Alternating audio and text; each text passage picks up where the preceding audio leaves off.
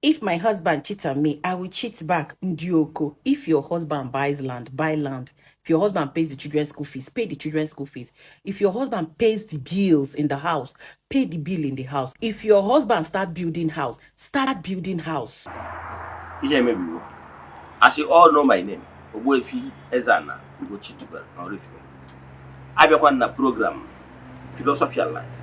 Philosophy and Life woge anyị ji atụle gbasara amamihe nke ụwa na-ewetara gị ihe na-eme na ndụ na-atụnyekwasị gị alụ ihe ị ga-eme na ndụ a ụwa wee mara gị mma.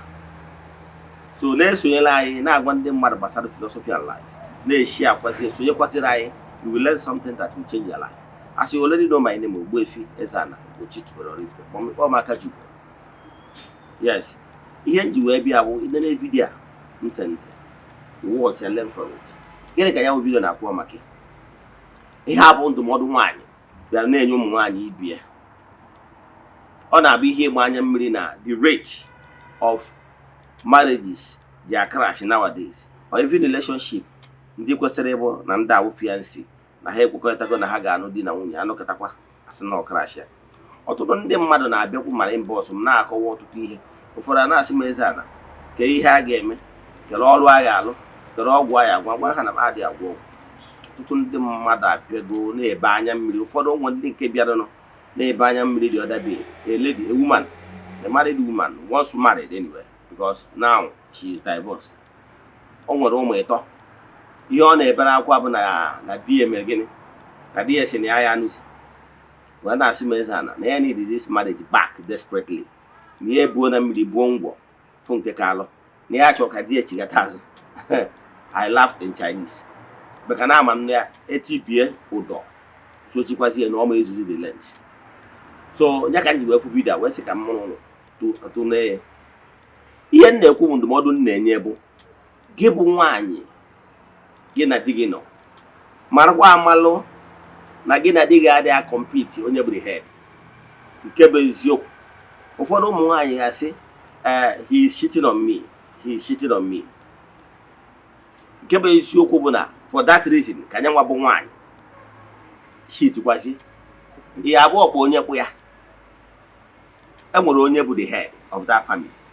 So on no account ka ị ga-asị ka ọ bụ na ọgwụ abụkwazi onye kpọ di gị. Isi maka ihe na nwute gị na-eshit ka ibido shit be. Ihe nji adụghị ọdụ abụ na ọ bụrụ na ndụ si agha ọdụ, onwe mgbe ọ ghọrọ gị ahịa, ịbịa na my inbox na-asị m kere ihe a ga-eme ka akpọchiga di gị, ajụọ gị ebe ka ị na-esi ọkwanago obe nna gị, ana m akwa aka pilot. Maka na ndụmọdụ a ka iyi ewere kịta ịka nọ na be di gị mendie ya wezi.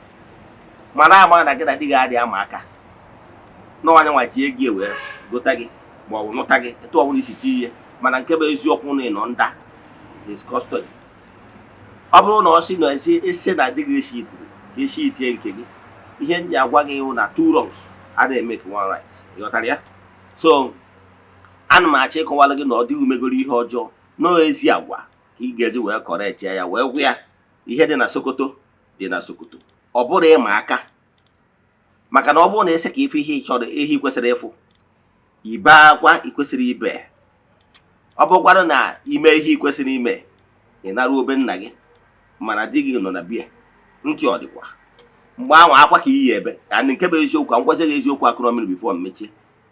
Nke bụ eziokwu na ọ bụghị na nwoke na-anụghị sị na ya ma anụzi, ọsọkwa esi jee kọtụ enu jee kọtụ ada. Court can never, mark my words, can never force him na ọ ga-anụrịrị gị. Ịghọtara ya? Yes, because na marriage bụ ihe mmadụ na-awụ kwekọrịtara wee na ha ya anụ. Mgbe ọnwụ na ofu onye sị na ya adịghị interested, marriage collapse. So nwere ọjọọ ọbụla nwere ike esi nwoke iwu na ị ga-anụrịrị nwaanyị a ma ọ na nwoke sị na ya adịgo dọl. So for that reason, rubere dị gị isi kịta. A lot of people are outside there na-achọ ebe ha eti isi. Inwe nwere enwe value ya. Ị gaa na outside asawago, nothing is in the street. Ndị mmadụ ga-eme gị wepụta ha ata agha kwee gị nkwa. Ha kwecha gị nkwa mgbe ha je gwa nne na nna ha n'inugo dị mmụọ ofu mmụọ ịba wee nata. Nne na nna ha wee discourage them not to go for a divorce ikpe ụmụ wee pụta. Ịghọtara ya? Mgbe anwa before you know it, ike ụwa agwụghị. Ihe nji agwa gị ha because of experience. Ihe nji agwa gị ha because of na nọ na position ọtụtụ ndị mmadụ na-abịa confine ya in me. then wee nwee ike mụọ ihe na-eme n'ụwa. Ya ka m ji adụ gị kịta, watch this video and learn from it. Thank you. If my husband cheats on me, I will cheat back. Ndioko. If your husband buys land, buy land. If your husband pays the children's school fees, pay the children's school fees. If your husband pays the bills in the house, pay the bill in the house. If your husband start building house, start building house. Now, bad thing una they like to promote.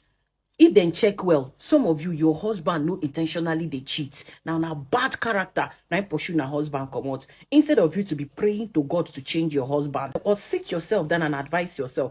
Check yourself and know the reason why your husband is cheating. The fault might obviously be from you. You are there saying, if my husband cheats on me, I will cheat on him. If your husband cheats on you, he will stay in his house. But when you cheat on him and he finds out, you are going to your father's house. Straight ahead, they even argue this one. Family people know they come meeting for this one. No.